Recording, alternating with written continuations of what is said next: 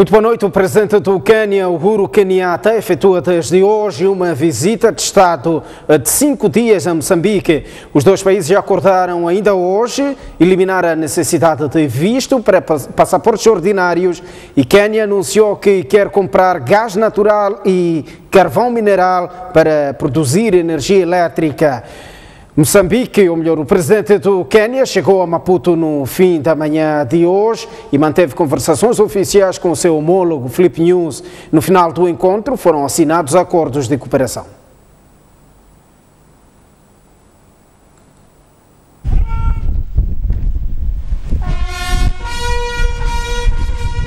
Foi no início da tarde que Uhuru Kenyatta, o quarto presidente do Quênia, chegou à presidência da República para a primeira visita de Estado de um presidente queniano. Depois da entoação dos hinos nacionais, acompanhadas pelo disparo de 21 salvas de canhão e revista da Guarda de Honra,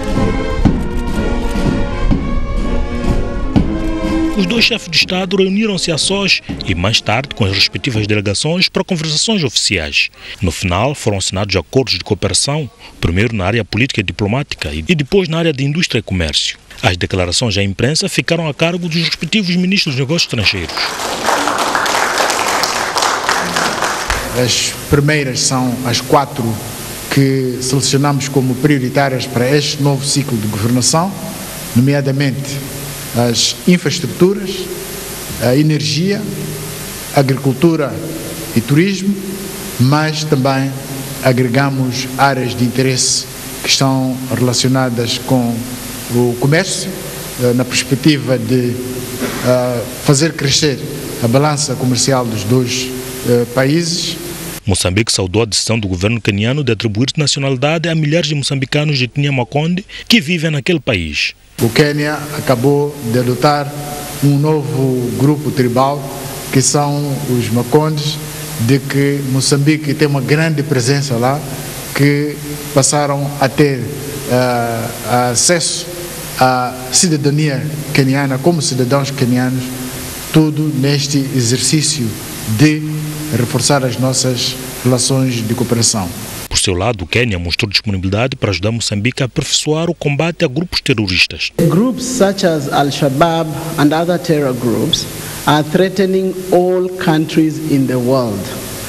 So, the efforts against such groups must be extended across borders and to all countries that we cooperate with. And so Kenya is ready and willing to share, and in fact I have to indicate that there's already been a lot of intelligence sharing along the Indian Ocean, because these groups do not respect borders, do not have borders. And so the threat we feel has also been extended beyond the East African region. And so we have amassed a great deal of experience and expertise in dealing with these groups, and it is expertise that we are ready to share with every nation in the region, but also beyond the region, and that includes Mozambique. So yes, we are ready to share and discuss any aspect of counterterrorism and other counterinsurgency measures. A visita de Uhuru Kenyatta termina na próxima segunda-feira. Ainda no âmbito da visita do presidente Uhuru Kenyatta ao país, Moçambique mostrou interesse em aumentar a frequência dos voos da Kenya Airways e utilizar o aeroporto de Nacala como um hub regional, bem como explorar a experiência do Quênia na promoção da indústria ligeira. E a esta altura recuperamos então a visita do presidente do Quênia, Uhuru Kenyatta, tanto que está no país para uma visita de 5 dias. E os dois países já acordaram ainda hoje eliminar a necessidade de visto para passaportes ordinários e o Quênia anunciou que quer comprar gás natural e carvão mineral para produzir energia elétrica.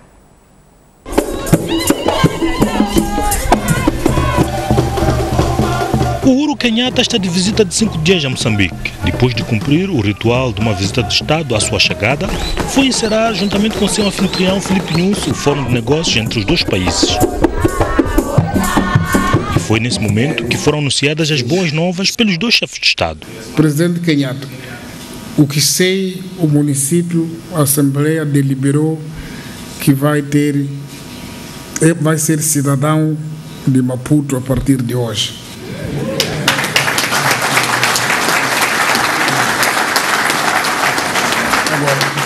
Agora, não sei que cidadão esse que vai precisar de visto. Do meu lado, esse país não tem fronteiras para si. Agora, explica lá como que há de fazer visto, quem que vai dar visto, a quem e por quê. Resolva lá esse problema aqui mesmo. Desse lado não há nada fechado. So we have agreed, and I was whispering to my brother, that as of today, there will be no visa requirements for Mozambicans wishing to travel to Kenya. We want you to be able to move freely and to interact with your brothers and sisters in Kenya, to do business together, because by so doing, you are also helping us as governments reduce poverty, increase job opportunities, and create prosperity for our people. Equally, we also want to see more frequent flights between our two countries. Kenyatta anunciou ainda a atribuição da cidadania a milhares de moçambicanos de etnia Makonde que migraram na era colonial àquele país para trabalhar nas plantações. And I finally decided last year that it was time that these people took up their rightful residence, and we made them Kenyan citizens, and they became our 43rd tribe in Kenya, the Makonde, who are now Kenyan citizens. Kenya também tem interesses específicos em relação a Moçambique. Kenya is very dependent also on heavy fuels and diesel to power some of our turbines for electricity. So the natural replacement for us, of course, is gas. And we look forward to partnering with Mozambique to be able to overcome those challenges that we have, but also create opportunities for Mozambique and Mozambicans to invest in a critical sector in Kenya. E o presidente Filipe Nyusi anunciou as áreas de interesse por parte de Moçambique na cooperação com o Quênia. A experiência de negócios do Quênia, os exemplos de sucesso que têm estado a galvanizar a sua economia, são elementos cruciais para nortear a nossa relação como parceiros.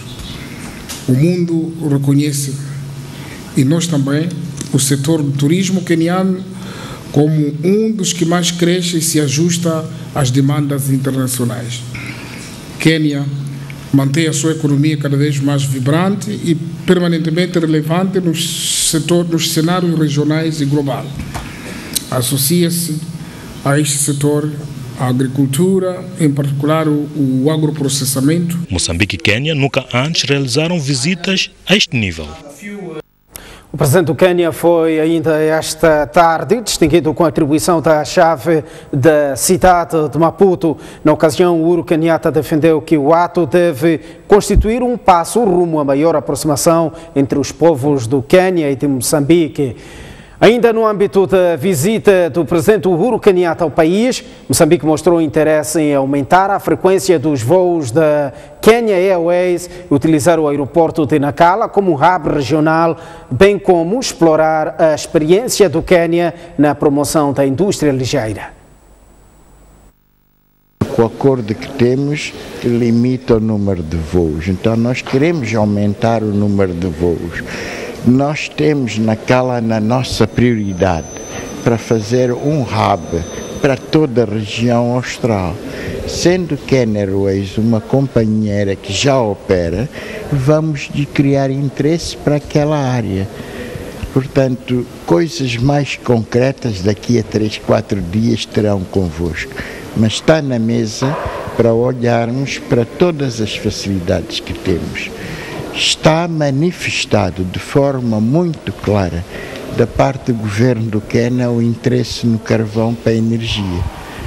Veja que nós já temos a linha Tete-Nacala. Nacala para Mombasa é uma barcaça, até combinam as duas palavras. Então vamos explorar com maior profundidade, porque no caso do carvão temos capacidade de imediatamente começar a exportar. Olhamos esta altura para outras notícias. O Presidente da República desafiou hoje o Vice-Ministro da Administração Estatal, Albano Macia, a imprimir qualidade na prestação de serviços na função pública. Filipe Nunes diz que a descentralização e as eleições que se avizinham são alguns dos principais desafios para a Administração Estatal, por isso quer mais competência. 2 dias depois de ter sido indicado ao cargo de Vice-Ministro da Administração Estatal e Função Pública, Albano Macia tomou posse esta quinta-feira, numa cerimónia dirigida pelo Presidente da República, Filipe Nunes. Macia é jurista e docente na Faculdade de Direito da Universidade Eduardo Mondlane. Integrou a equipa indicada por Filipe Nunes no ano passado para discutir o pacote da descentralização que já foi submetido ao Parlamento. É autor das obras Lições do Direito Administrativo e Direito do Processo Parlamentar Moçambicano. É este homem que vai coadjuvar Carmelita Namachlua no Ministério da Administração Estatal e Função Pública. A exploração dos recursos naturais e a necessidade de atrair e reter investimentos nas diversas áreas de economia demanda uma administração pública atualizada, profissional, competente e com um nível de excelência na prestação de serviços. Para que tal ocorra, precisamos aprimorar o processo de seleção e recrutamento de quadros e de um enquadramento jurídico que garanta não só recrutar os melhores, mas também retê-los ao serviço do Estado. Albano Macia aponta como uma das saídas para a melhoria da qualidade na prestação de serviços ao cidadão a formação de recursos humanos. Um dos primeiros desafios é a satisfação do interesse público de forma eficaz e levar o serviço público às populações o mais perto possível. A prestação de um serviço público de qualidade, isso aqui é muito mais importante. Albano Macia substituiu no cargo a Roque Silva, exonerado em outubro de 2017. Ainda esta quinta-feira, Filipe Nunes empossou Rafael José Romoja, também nomeado recentemente, ao cargo de conselheiro do Presidente da República. Nunes espera que Romoja contribua com a sua experiência de vida para a boa governação do Estado. Agora uma revista Assembleia da República, onde as bancadas parlamentares da Renamo e do MDM dizem que o governo não conseguiu responder às suas questões e por isso podem vir a submeter uma moção de censura. No segundo e último dia de informação do governo, face às preocupações apresentadas pelas 3 bancadas com assento parlamentar, a Renamo e o MDM mostram-se uma vez mais insatisfeitas com as respostas do governo sobre o setor da saúde e gestão dos resíduos sólidos. O governo não satisfez o pedido da minha bancada.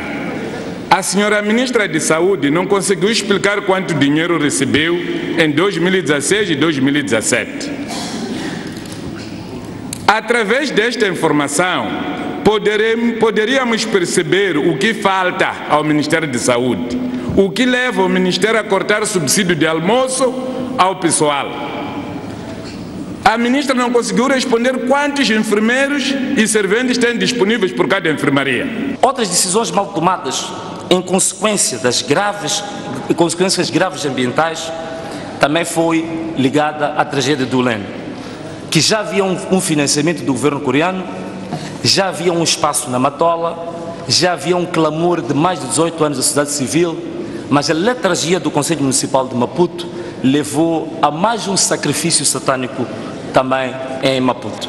A Frelimo, por sua vez, mostrou-se satisfeita com a informação prestada pelo governo. O pronunciamento desta oposição não nos surpreende, pois são a única coisa que sabem fazer, fabricar percepções errôneas, mentiras e acusações sem fundamento, para além de se especializarem em discutir as conquistas do nosso povo.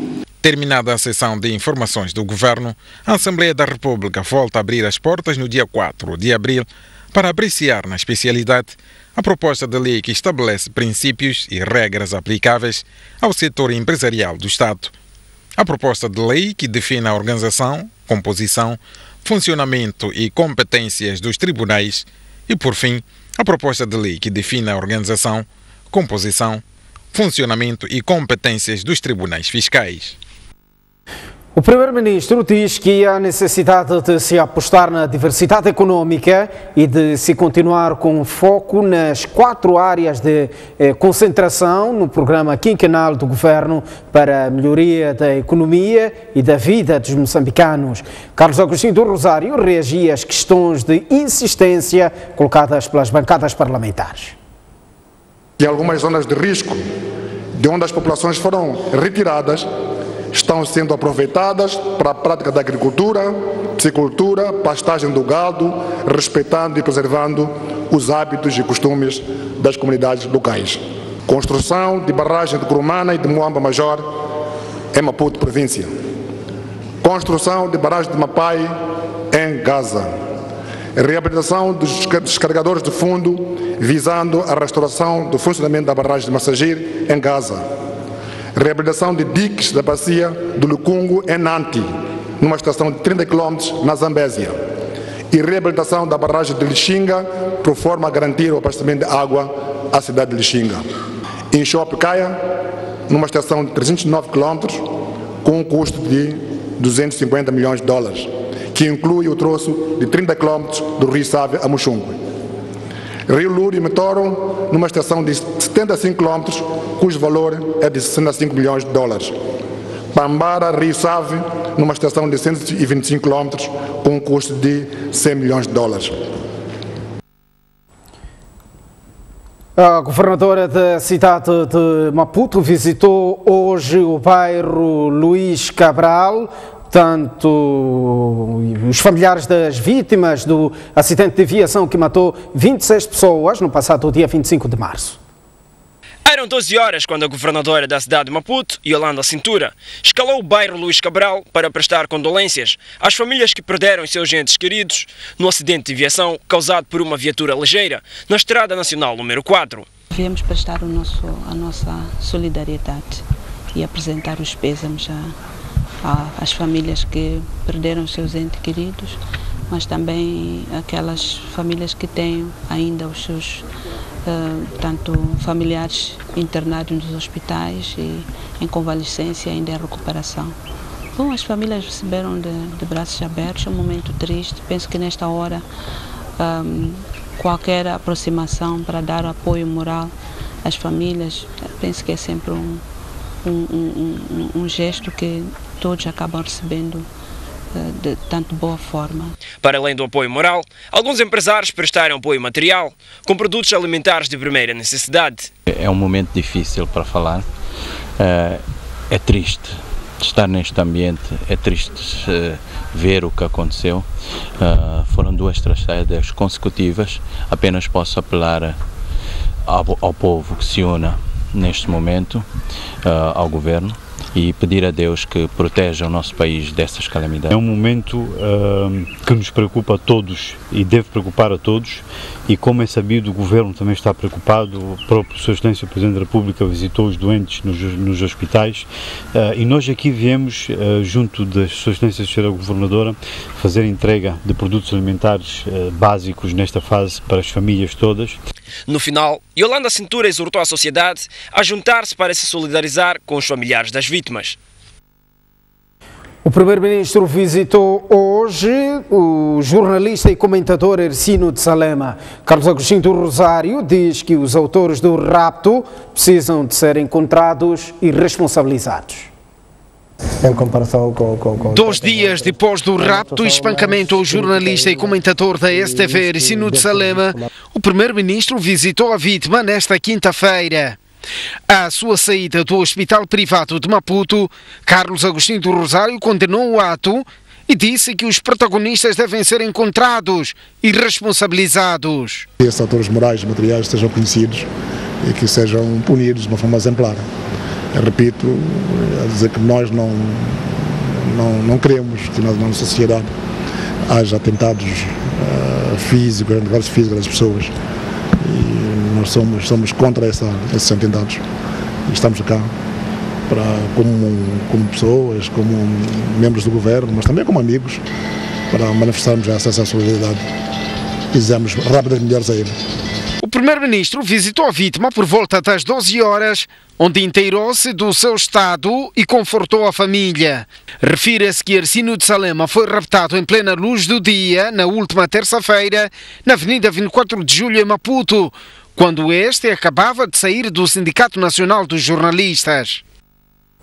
O Grupo Soico manifesta repúdio pelo rapto e tortura sofrida pelo jornalista, advogado e comentador Ercílio de Salema. A Soico apela às autoridades policiais para tudo fazerem com vista ao esclarecimento célere do assunto, de modo a que os responsáveis sejam exemplarmente punidos.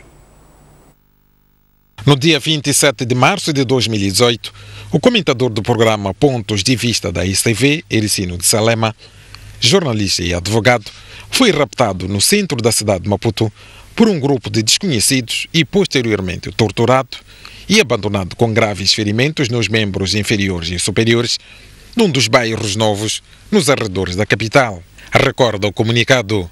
Através desta nota, o Grupo Soico considera este ato criminoso, violento e bárbaro, completamente inaceitável num Estado de direito democrático, onde deve imperar o primado das leis.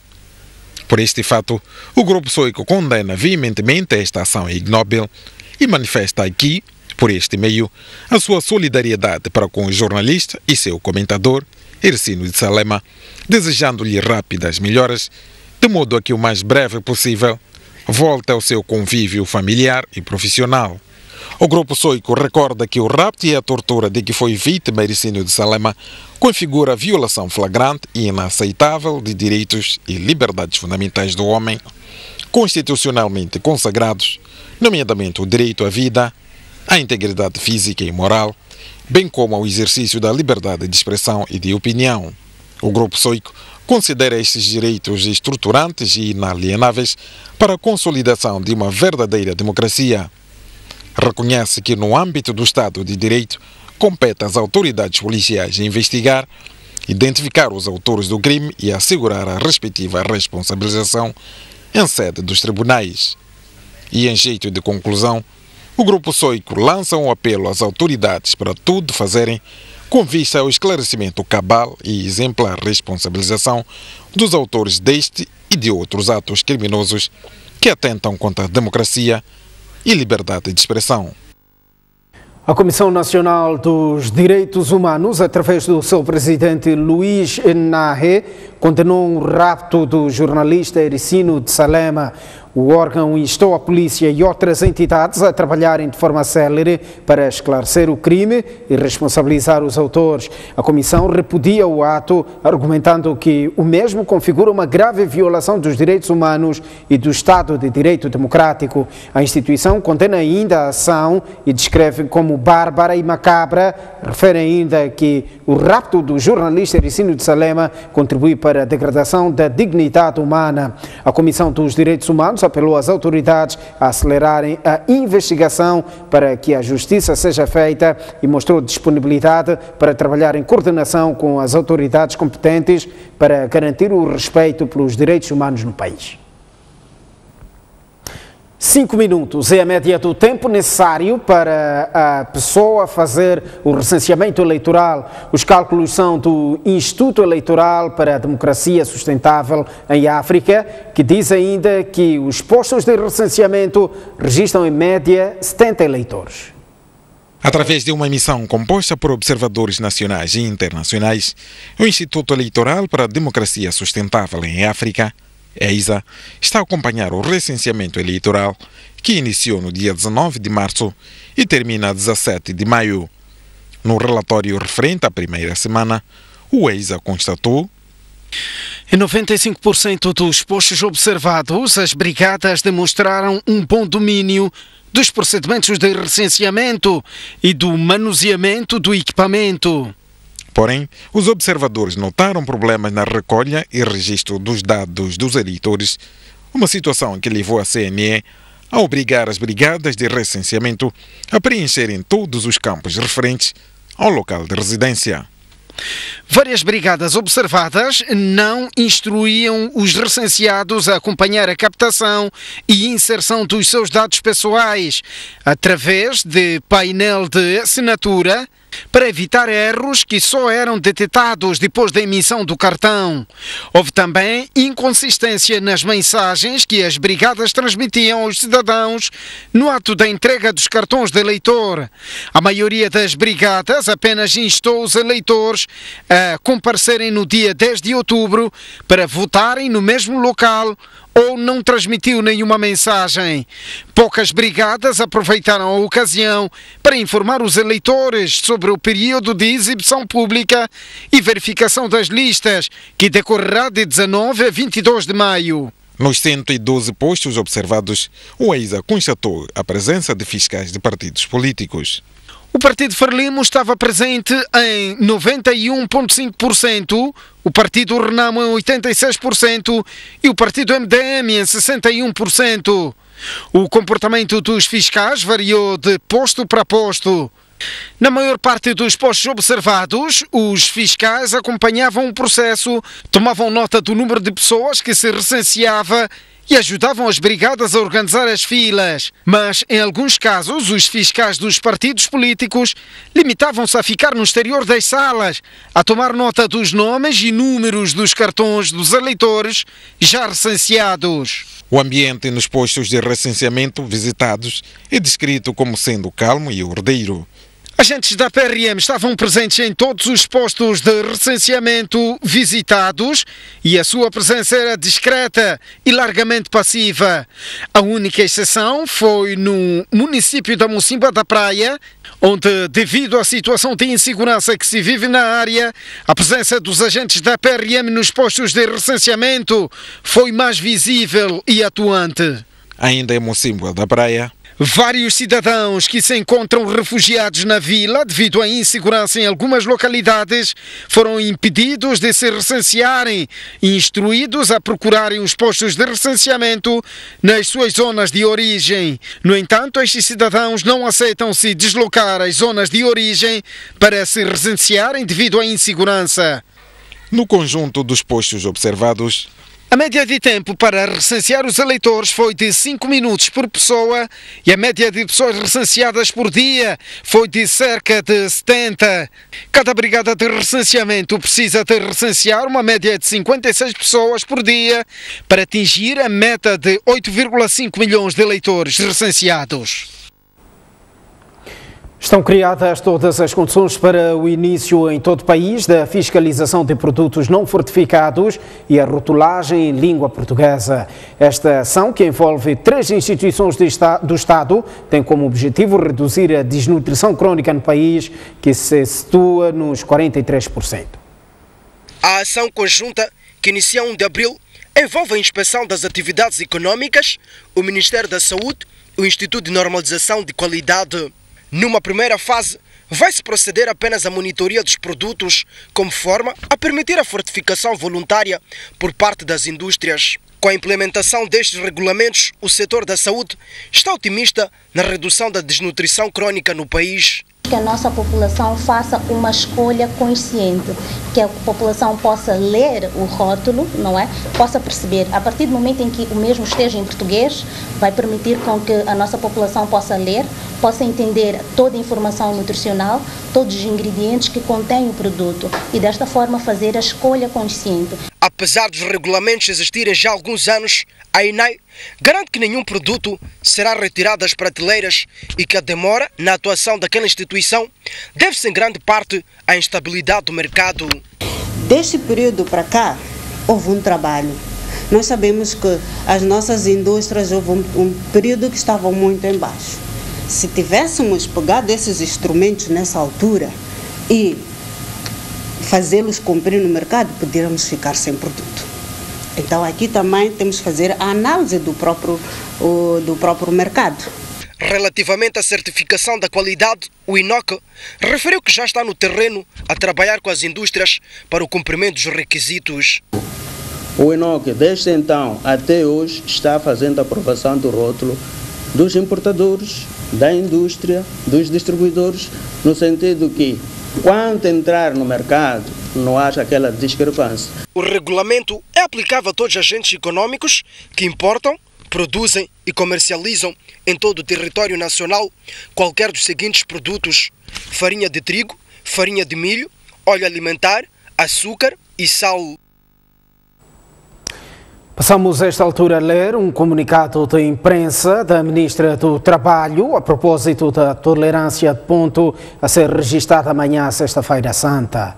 Por ocasião da Sexta-feira Santa, a Ministra do Trabalho, Emprego e Segurança Social, Vitória Dias Diogo, concede tolerância de ponto no dia 30 de março, sexta-feira, todo o dia, para permitir que os trabalhadores e funcionários públicos que professam a religião cristã participem nas atividades inerentes à efeméride, junto das suas famílias e congregações religiosas. A tolerância de ponto em referência não abrangerá aos trabalhadores cuja natureza da sua atividade não permite interrupção no interesse público.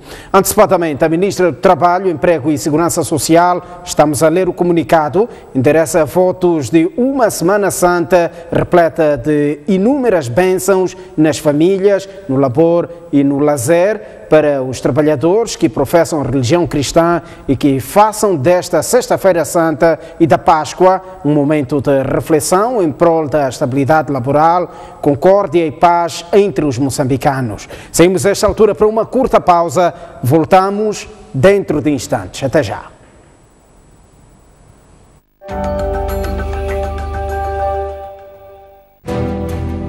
Há 4 anos que somos o rosto da comunicação em Moçambique. 4 anos de uma história de sucesso e de liderança nas notícias, de um canal de liberdade. Muda-se o mundo, mas o nosso foco mantém-se. Planejamos o país para trazer o melhor da informação. Somos uma televisão de debate aberto, do contraditório, de todas as partes. 4 anos trazendo-lhe o melhor da informação. Todos os factos na análise, no comentário.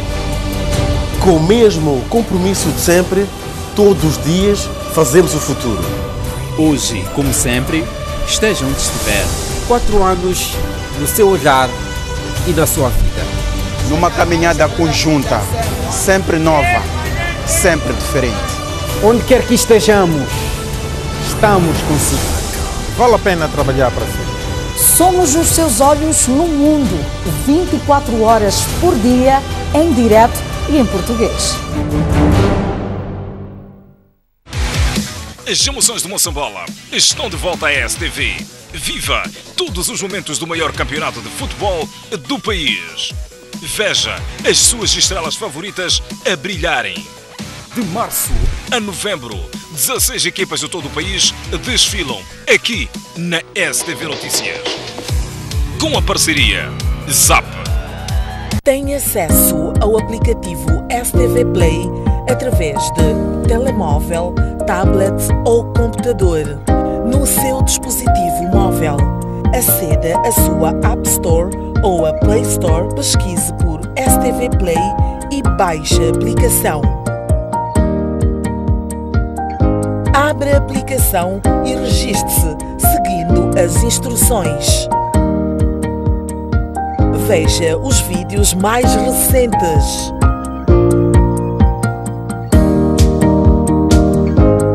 No seu computador, aceda ao endereço play.stv.co.mc e registre-se seguindo as instruções. Se já estiver registado, introduza apenas os dados da sua conta. Funções da app. Através do menu, você pode ver os vídeos de entretenimento e informação e reviver os momentos marcantes dos shows. Guardar os seus vídeos favoritos. Enviar fotos, mensagens e vídeos para nós. STV Play, mais próximo. O país mudou. Temos um novo site, mais atual, hiper responsivo, super amigável e sempre interligado às redes sociais. Pode ter acesso à versão impressa do jornal no seu computador, tablet ou celular, bastando aceder à sua App Store e Play Store e fazer o download da aplicação. Este é o melhor presente que podíamos dar aos nossos leitores pelos 12 anos do jornal O País. O País, a verdade como notícia.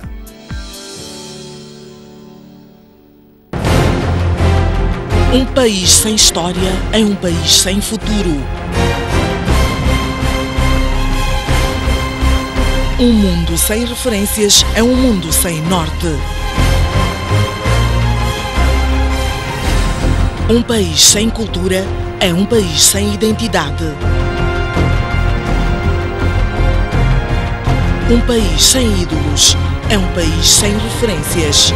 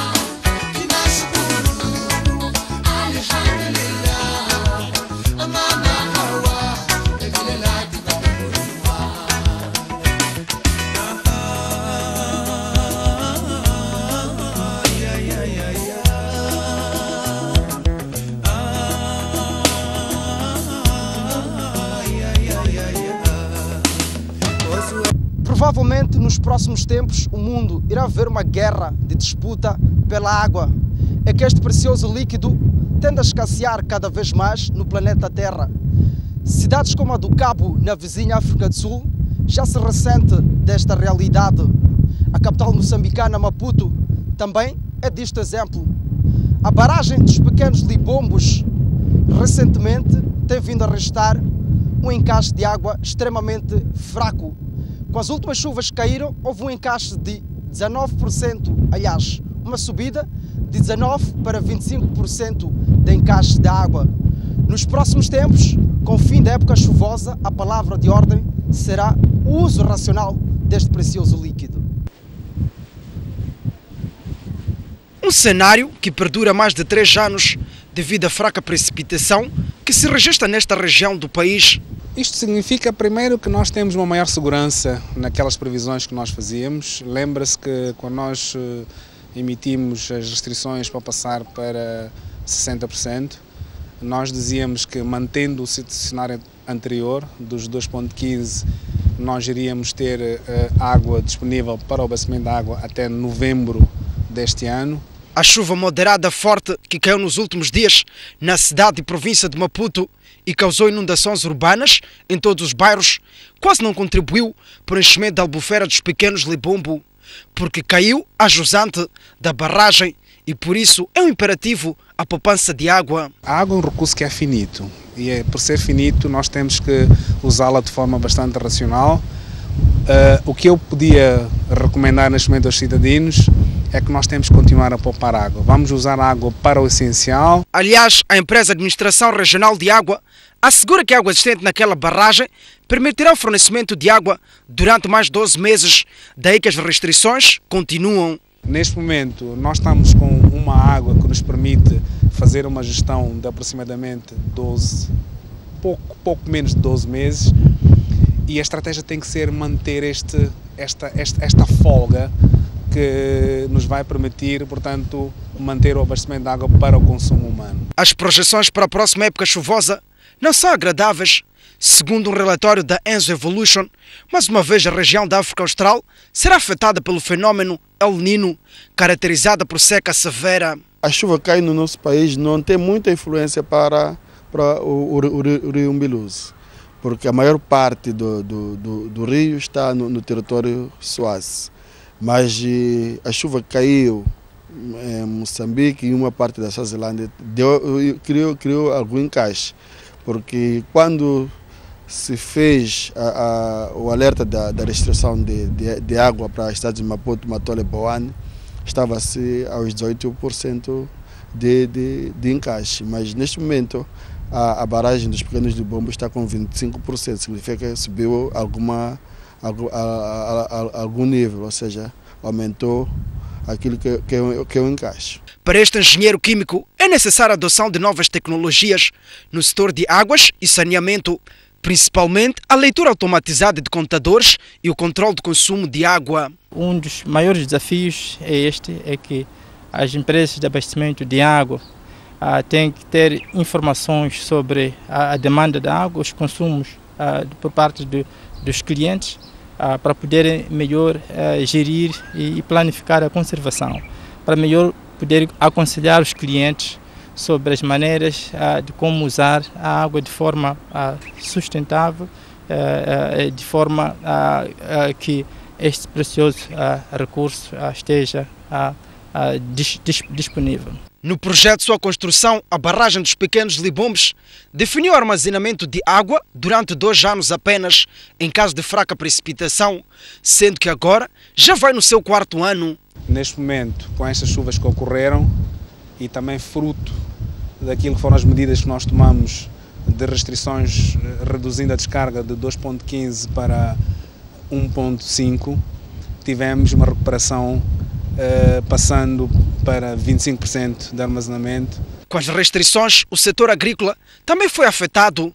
Este produtor de banana no distrito de Boane viu a sua produção comprometida. Não há água na barragem. Logicamente, isso afetou a produção.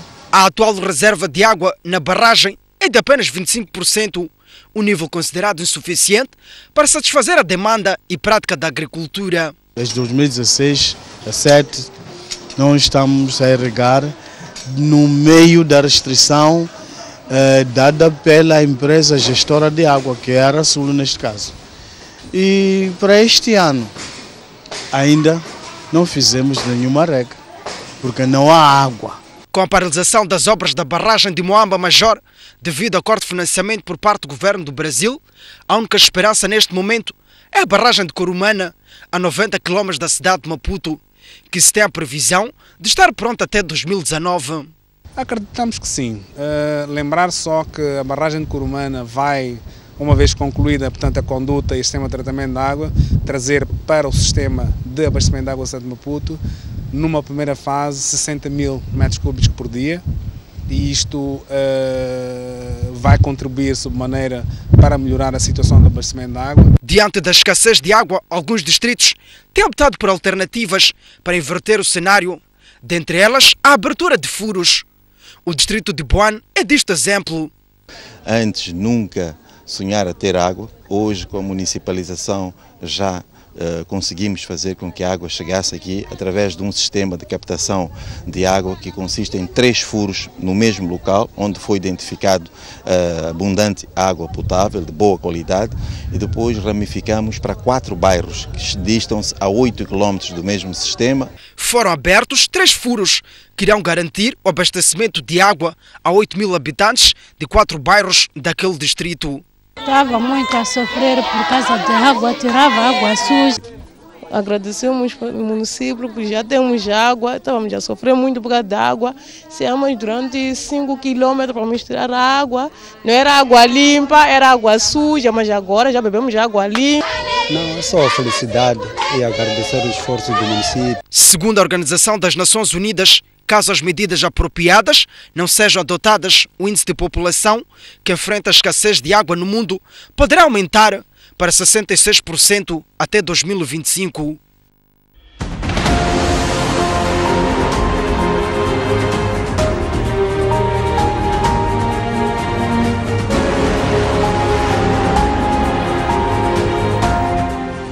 STV Notícias, 4 anos, trazendo-lhe o melhor da informação.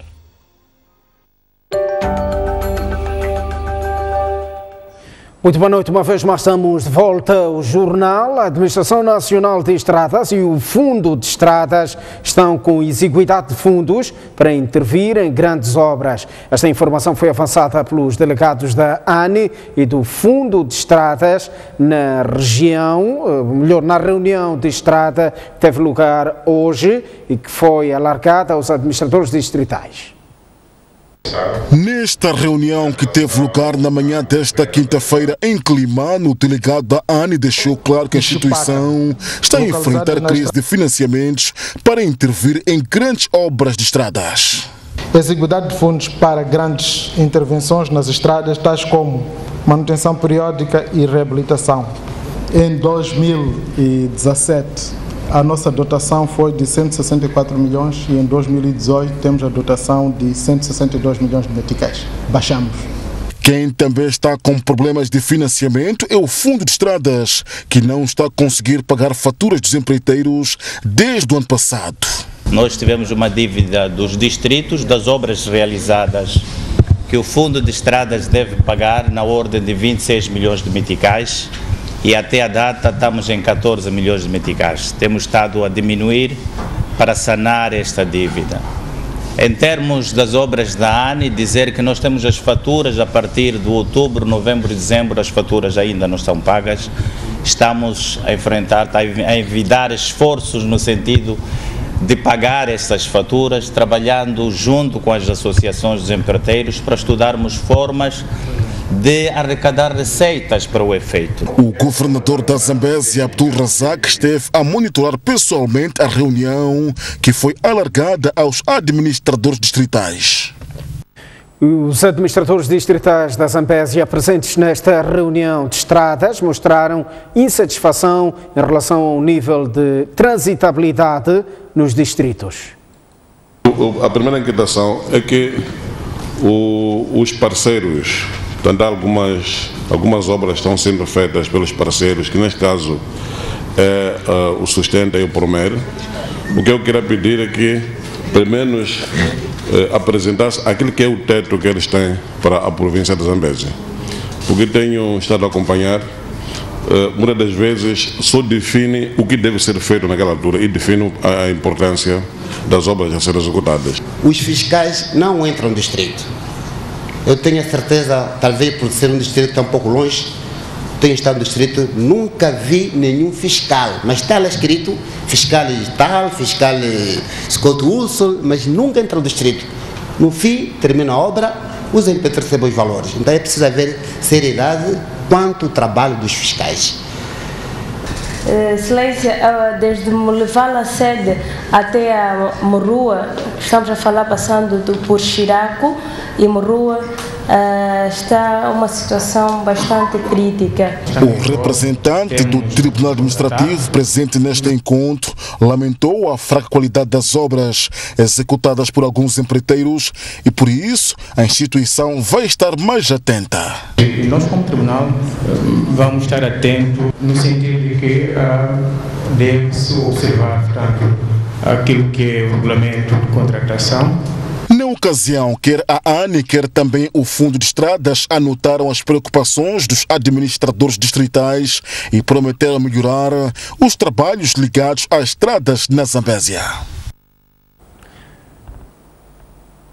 A não explotação da comunidade, os reassentamentos injustos e a destruição do ambiente são as principais violações dos direitos humanos durante a exploração de recursos minerais no país.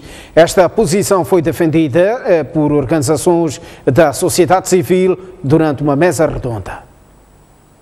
Mineração e direitos humanos em Moçambique, constatações da sociedade civil, foi o tema de debate que reuniu académicos, parlamentares, organizações da sociedade civil nesta quinta-feira em Maputo. O evento tinha como objetivo identificar os problemas enfrentados pelas comunidades durante a atividade mineira. Aqui temos direitos relacionados com a habitação, direitos relacionados com a vida condigna e, sobretudo, também direitos relacionados com os reassentamentos, quando são transferidas as populações de um lugar para o outro. Então, aqui temos esses direitos que são básicos, são direitos que são do conhecimento da comunidade e que são violados. As leis existentes no país protegem as comunidades, mas as fragilidades na fiscalização colocam as pessoas vulneráveis. Aqui existem várias falhas pelo governo e também em relação às instituições que têm responsabilidade e legitimidade legal de fazer a fiscalização no sentido dessas empresas, garantir que essas empresas cumprem de facto com as suas obrigações. A exploração de recursos é bem-vinda, mas é preciso garantir ganhos para as comunidades. Os recursos minerais e petrolíferos devem trazer ganhos mútuos para ambos, ganhos para o Estado, ganhos para as empresas, assim como ganho para as comunidades. No evento foi ainda lançado oficialmente o estudo As Nossas Vidas Não Valem Nada, que retrata os problemas causados pela exploração irregular de areias pesadas em Nangonha, Nampula.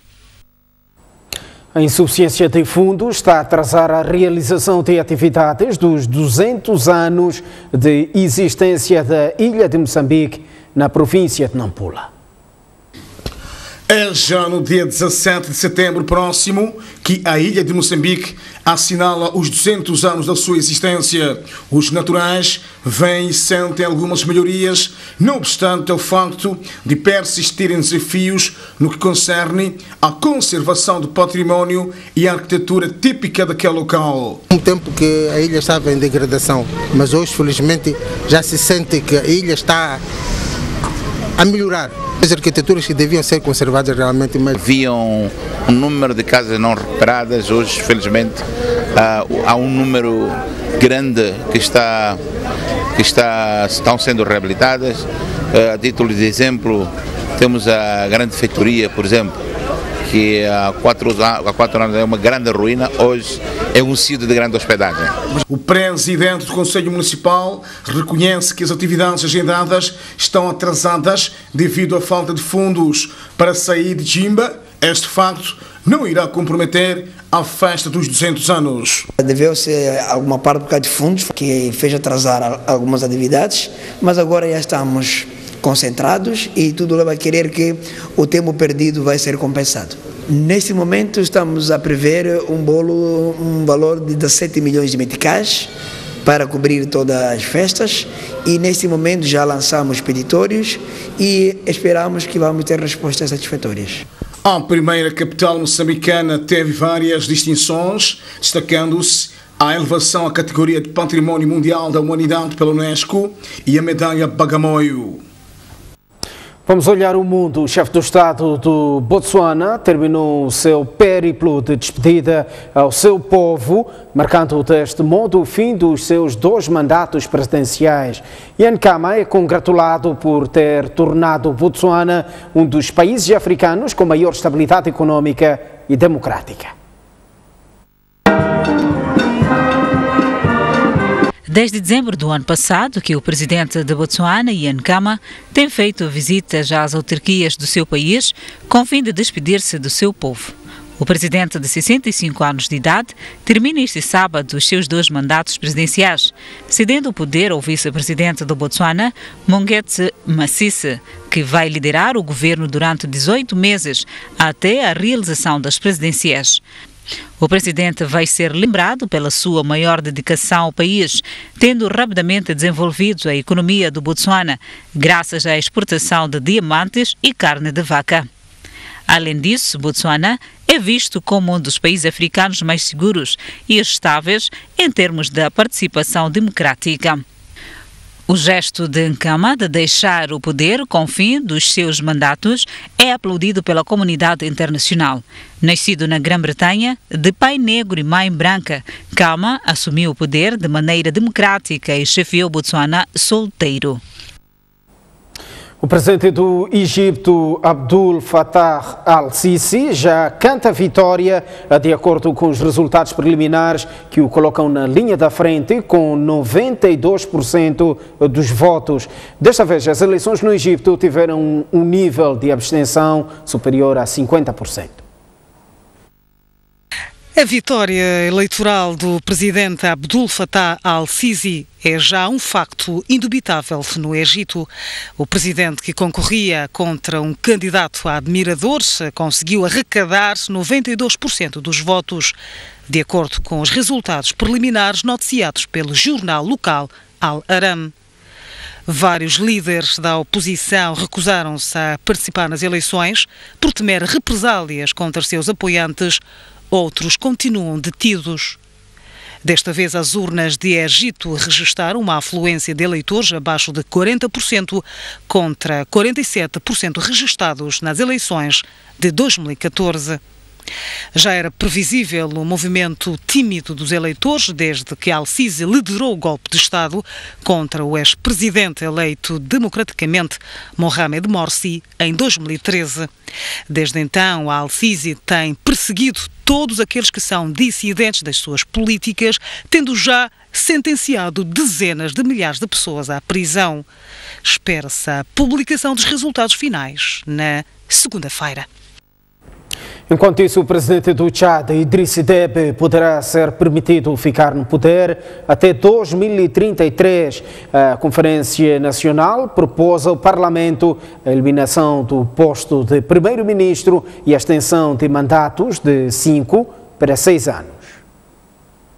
A oposição política no Tchad já fala de uma nova monarquia que está a ser instituída no país.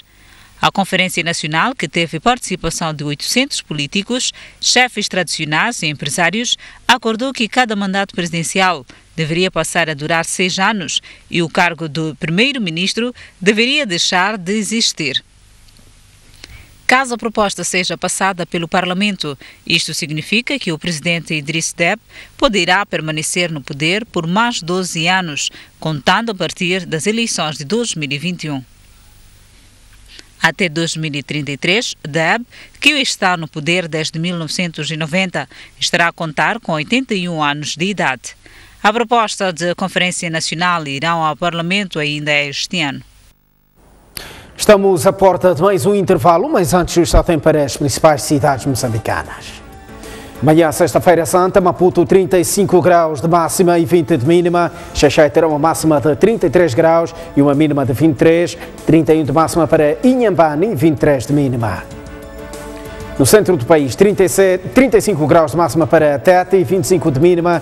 29 de máxima para Chimoio e 18 de mínima. Beira terá uma máxima de 30 graus e uma mínima de 24, enquanto que Quilimane terá uma máxima de 31 graus e uma mínima de 25. Já no norte do país, 26 graus de máxima para Lixinga e 16 de mínima, 30 de máxima para Pemba e 22 de mínima, enquanto que Nampula terá uma máxima de 31 graus e 24 de mínima. Até já!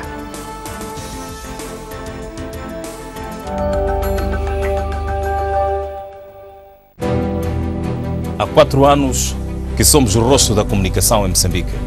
4 anos de uma história de sucesso e de liderança nas notícias, de um canal de liberdade. Muda-se o mundo, mas o nosso foco mantém-se. Palmejamos o país para trazer o melhor da informação. Somos uma televisão de debate aberto, do contraditório, de todas as partes. 4 anos trazendo-lhe o melhor da informação.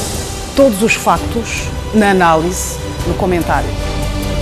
Com o mesmo compromisso de sempre, todos os dias fazemos o futuro. Hoje, como sempre, esteja onde estiver. 4 anos no seu olhar e na sua vida. Numa caminhada conjunta, sempre nova, sempre diferente. Onde quer que estejamos, estamos consigo. Vale a pena trabalhar para si. Somos os seus olhos no mundo, 24 horas por dia, em direto e em português. As emoções de Moçambola estão de volta à STV. Viva todos os momentos do maior campeonato de futebol do país. Veja as suas estrelas favoritas a brilharem. De março a novembro, 16 equipas de todo o país desfilam aqui na STV Notícias. Com a parceria ZAP. O país mudou. Temos um novo site, mais atual, hiper responsivo, super amigável e sempre interligado às redes sociais. pode ter acesso à versão impressa do jornal no seu computador, tablet ou celular, bastando aceder à sua App Store e Play Store e fazer o download da aplicação. Este é o melhor presente que podíamos dar aos nossos leitores pelos 12 anos do jornal O País. O País, a verdade como notícia.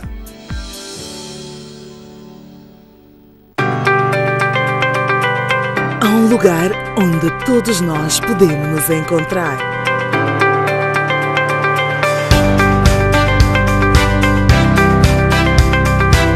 Um lugar onde a sua televisão está mais próxima de si. Muito boa tarde, telespectadores. Olá, bem-vindos ao Telediário. Vamos aqui no Teatro Transverso. Muito boa tarde, está no ar o Vidas em Direto.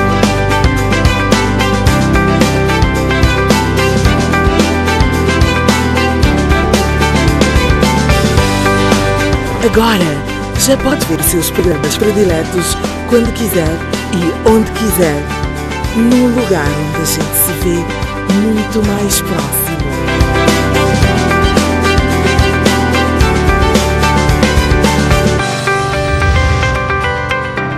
STV Play, mais próximo.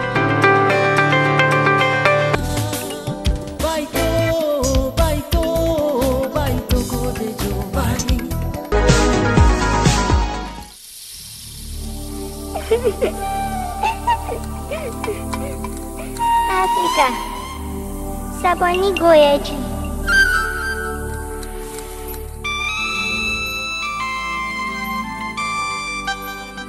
Afrika,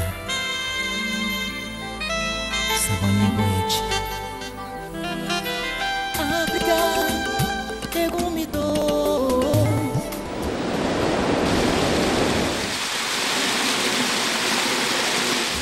Afrika, Afrika, oh Afrika, goodbye.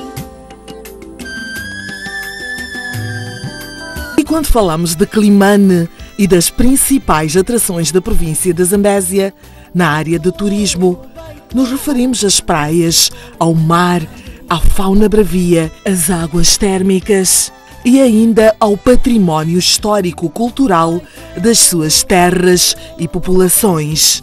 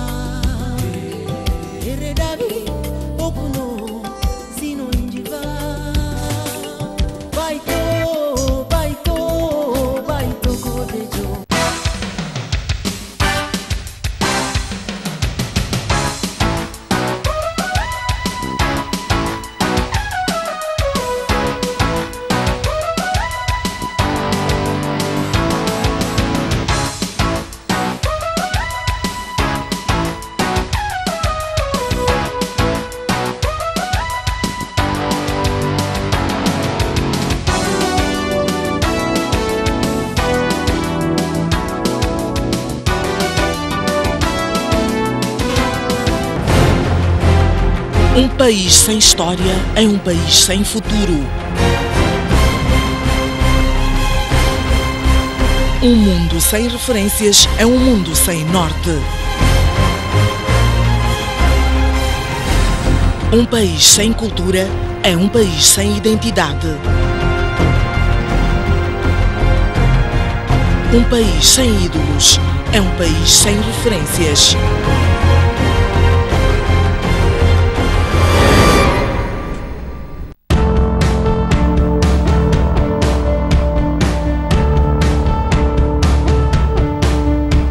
De segunda a sexta-feira, das 6 às 10, você acompanha notícias frescas. As primeiras notícias do dia são aqui no Telediário.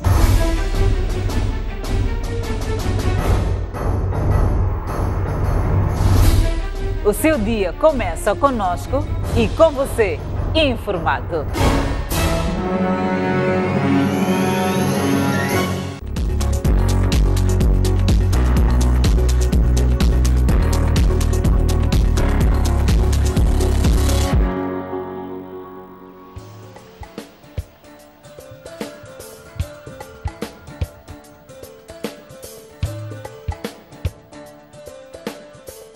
As imagens falam por si.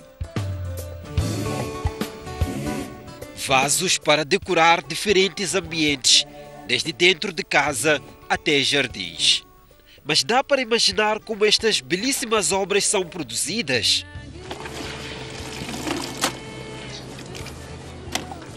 Com base em toalhas recicladas. Sim, toalhas. O artista Salvador Mungói é o dono da ideia e fala de como tudo começou. Hoje esse slogan para mim, do lixo para o luxo, do lixo para o luxo. E quando olhei para esta toalha, no primeiro projeto que eu fiz foi uma coisa mesmo de alegria, deu-me muita alegria, porque eu vi que consegui tirar um objeto que já não era valorizado, era somente deixado de qualquer maneira, em qualquer lugar, e não se dava mais valor a este objeto. Então eu vi esta necessidade de buscar, então isso trouxe muita alegria para mim, de ter conseguido projetar este tipo de vasos.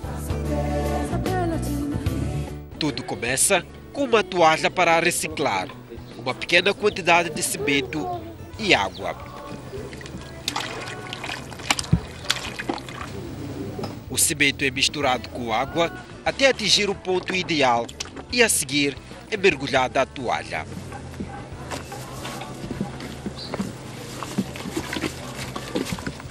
Depois vem um desenho para dar forma ao vaso. E é aqui onde o toque artístico entra em cena. Após 5 dias a ganhar consistência e forma, a pintura dá vida às obras.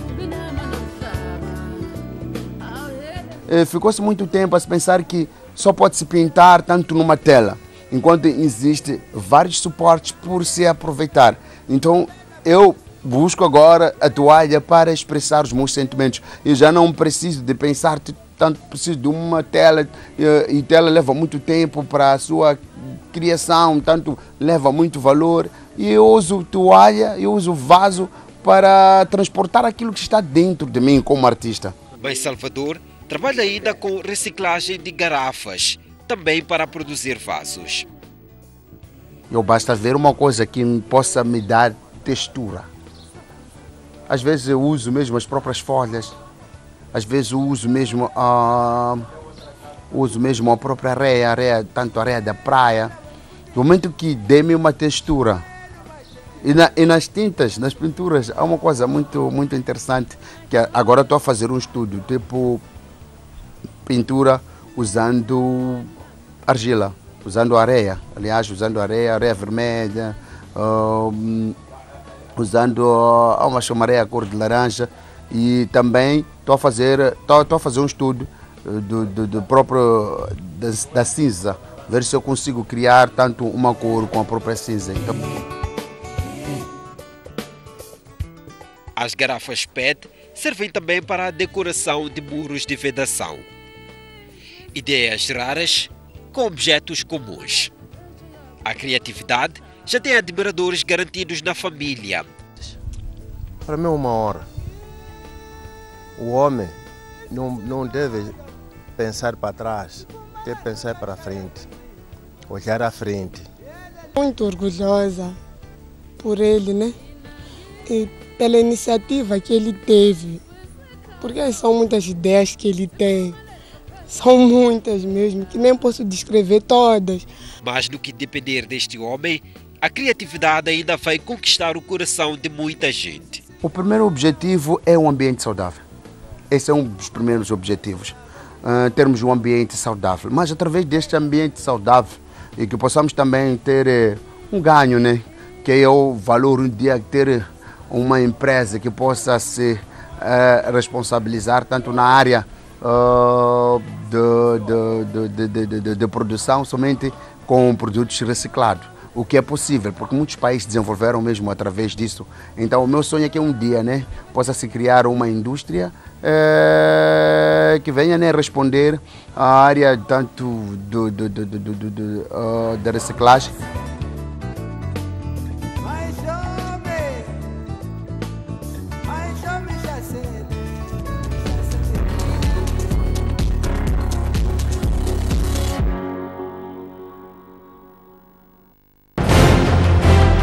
Um país sem ídolos é um país sem referências.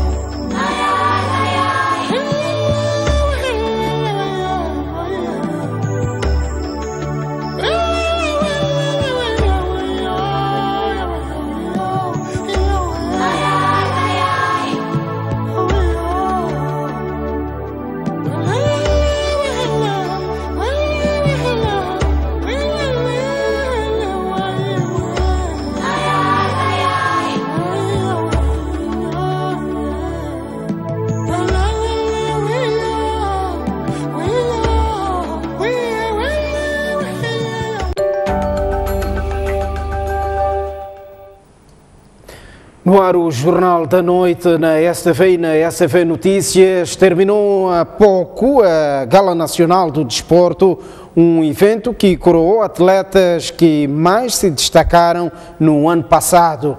Lea Dong e Moussa Toualbidine foram os atletas do ano 2017, enquanto Lea Dong também foi coroada como o atleta mais popular. Elísio Amus esteve no local do evento e nos traz mais detalhes. Boa noite, termina assim esta Gala Nacional do Desporto, uma gala que, tanto nesta noite, contou com várias personalidades do mundo desportivo e não só, com destaque para o primeiro-ministro Carlos Agostinho do Rosário, a ministra da Juventude e Desportos, Nhelete Mondlane, e outras figuras, portanto, uma gala que coroou atletas do ano, nomeadamente a Lea Dong e também o Moussa Toualbidine, foram os atletas que foram coroados como os atletas do ano, mas também temos aqui o destaque para a Lea Dong, a Tanusha, que também mereceu uma outra coroação. No caso concreto, ela foi coroada como atleta popular numa votação que teve lugar em todo o país durante algum tempo. Este prêmio também serve como motivação para continuar a trabalhar e conseguir alcançar os meus objetivos. Destaque também para algumas menções honrosas, com destaque, por exemplo, para o Clube Ferroviário da Beira, por suas infraestruturas que foi reabilitando ao longo do tempo e que hoje servem para a prática do desporto em várias modalidades, portanto, nos seus campos. Portanto, o Primeiro-Ministro e a Ministra da Juventude e Desportos destacaram nesta gala o facto dos atletas moçambicanos terem feito muito esforço para representar dignamente o nosso país nas competições internacionais, que, portanto, hoje mereceram este apoio, este aplauso por parte do Governo, que hoje, portanto, veio aqui para enaltecer este feito dos atletas nacionais. Na nossa ação governativa, o desporto constitui um dos pilares fundamentais pelo papel que desempenha na consolidação da unidade nacional, na promoção do bem-estar dos cidadãos. O Governo tem ainda no desporto importante veículo de disseminação de mensagens de prevenção contra práticas nocivas que enfermam a nossa sociedade, dos quais destacamos o alcoolismo, o consumo de drogas, HIV-Sida, entre outros internacionais. Aliás, o ano 2017, que foi de intensa atividade esportiva, comprovou este fato, tendo colocado os nossos atletas em contato com outras realidades e na alta competição além fronteiras, promovendo desta forma a internacionalização do nosso desporto e boa imagem do nosso país.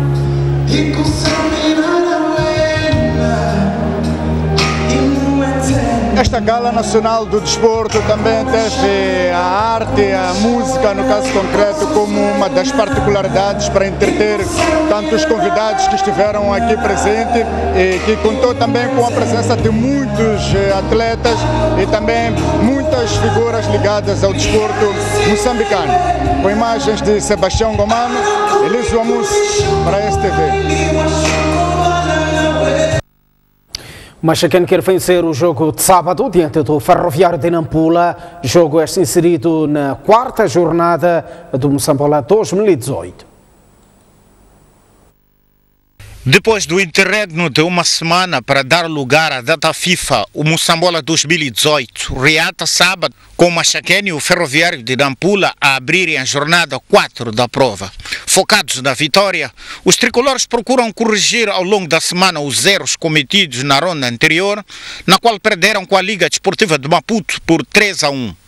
Apesar do respeito pelo adversário, o grupo de trabalho acredita que poderá sair com os 3 pontos no embate contra o Ferroviário de Nampula. Salientar que o Ferroviário de Nampula é uma grande equipe.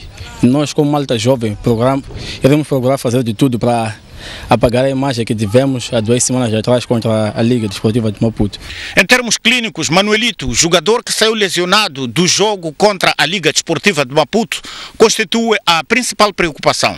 Infelizmente, nem todos. Ainda estamos a tentar ver até onde o Manuelito pode nos ajudar. É extremamente difícil, mas acredito que possa recuperar. A entrada da 4ª jornada, o Machacane ocupa a 8ª posição com 4 pontos. Já o Ferroviário de Nampula é o 14º classificado com apenas 1 ponto. A Federação Moçambicana de Ténis ainda não dispõe de fundos para a viabilização do circuito internacional da modalidade. A primeira etapa da prova terá lugar de 15 a 19 de maio. Ao todo, são necessários 600 mil meticais para que o circuito internacional de ténis, na categoria de sub-18, decorra sem sobressaltos nos cortes do Jardim Tunduro. Por se tratar de uma competição na qual os tenistas contabilizam pontos para o ranking da Federação Internacional de Ténis, melhorando desta forma sua prestação e expondo-se ao nível mundial. Há todo um esforço para que a prova seja uma realidade. Temos a consciência que até este momento daquilo que nós gostaríamos que fosse possível para um evento igual a este, ainda não conseguimos. Estamos escassos, portanto, para a realização do evento e nós temos os amigos do ténis, empresas privadas e mesmo públicas que olham sempre para o desporto nacional e quando chega o momento também do ténis, de forma particular, também é-nos dado uma mão e estamos conseguindo paulatinamente.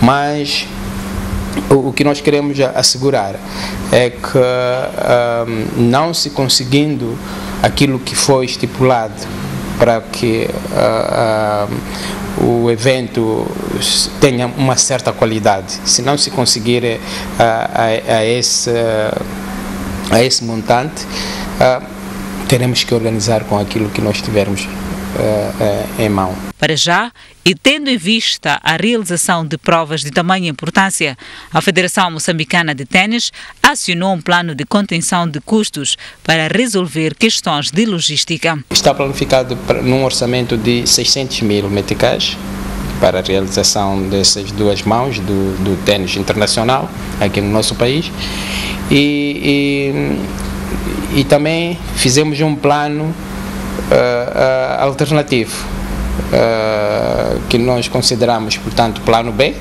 em caso de não se conseguir alcançar o desejado de acordo com o plano A, o que vai ser feito. Então, o que vai ser feito é seguir-se o plano B. O circuito internacional de ténis terá lugar de 15 a 19 de maio, primeira etapa, e 22 a 29 do mesmo mês, segunda etapa. As notícias e análises estarão disponíveis em modo permanente dentro de instantes na STV Notícias. O ponto final do jornal, graças pela atenção dispensada. Tenham uma boa Sexta-feira Santa.